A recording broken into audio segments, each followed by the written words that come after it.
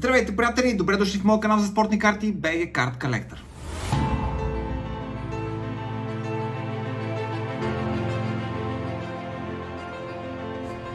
Днес продължаваме с третата част от поредицата на Хром, Шампионска лига. В предните две отворихме първо Hobby Box, след това отворихме хенгари, сега ще отвориме малко блакстери или value боксове. Два наброя. Така че ще видим какво ще отворим от тях и накрая ще прецениме с заключение коя е най-изгодната покупка от серията, въпреки че аз още от сега бих заложил на хенгарите. Просто те винаги са цена-качество най-добре. 7 пака по 4 карти. Започваме с първият пак.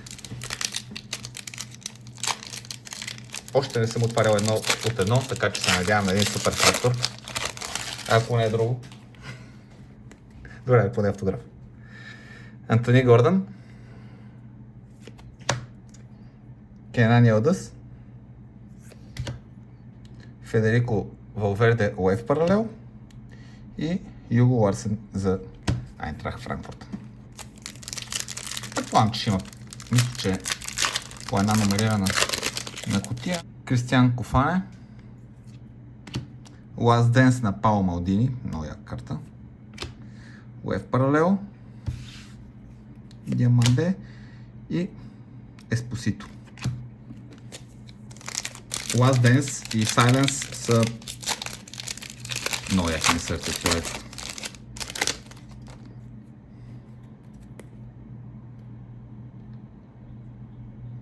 Като говорим за Silence. Федерико Ди Марко. Златен. Страшно. Много ми харесва. Алистън Джонстън и Хари Кейн.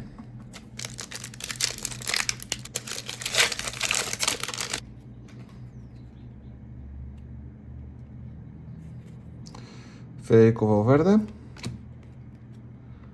Рафиня, Уейв на Жуелингтън и Флориан Вирц.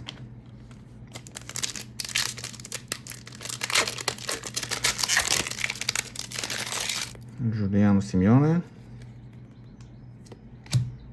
Пауър плеер на Алфонсо Дейвис, Лим Далап и завършваме с Мика Берет. Два пака. Това е първия бластър. Омар Мармуш, Брадли Баркола, Уейв на Лиам Делап и Едуардо Камавинга. Трябва да има номерирана карта, поне така се очакваше. И беше в другите. Да, има номерирана. До 50? Така като гледам. Сандро Тонали и Осман Диаманде. Дали не е някои руки? Не е руки. И не е до 50, до 275. Ама същото. Флориан Вирц. Изобщо не се оплаквам. Флориан Вирц до 275, супер.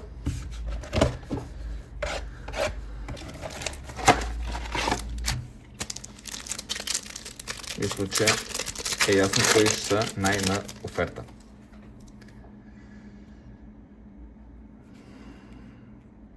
Хуека, Фелисимо, това е рефрактор, Уеф паралел на Сансет и Джуд Белингам.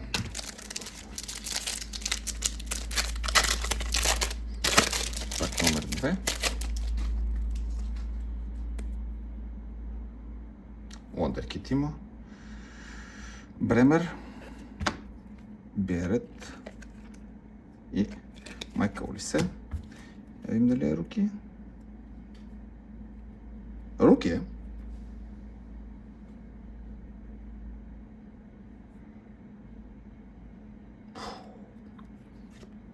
Топ. Ленард Карл. Идеално. Него го нямам.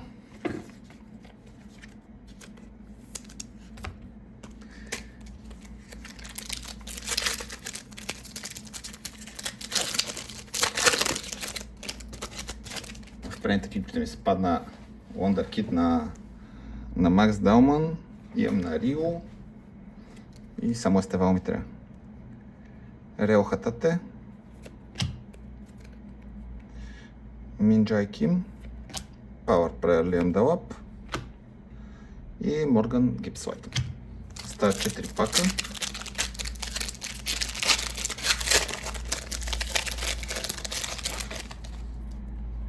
Джовани Леони, супер. Още едно руки, което нямам. Лукас Бергвал, Уейв паралел. Кол Палмър и Жуал Невеш. Още очакваме скритата номерирана карта. Може да автографче? Има Фърст Болман. Интересно. Мартин Фернандеш. Дензел Дъмфрис. Мисля, че Куиверт. Една оферта. Мисля, че Шенс каже. Я да видим. Не. Ебрима Тункара. Барселона. Руки. Що не? Фърст Болман. Тоест не руки. И Доминик Слонки.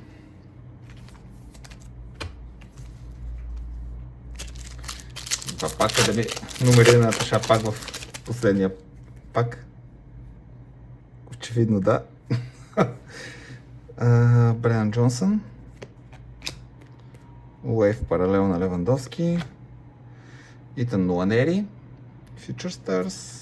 И руки Ноа Андрей Стремберг. Май ще ми се размина супер фрактора и този път. Това е доста упорито. Къса.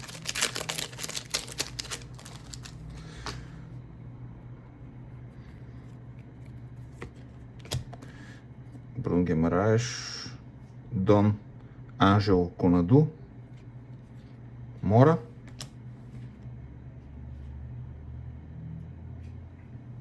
Не, руки.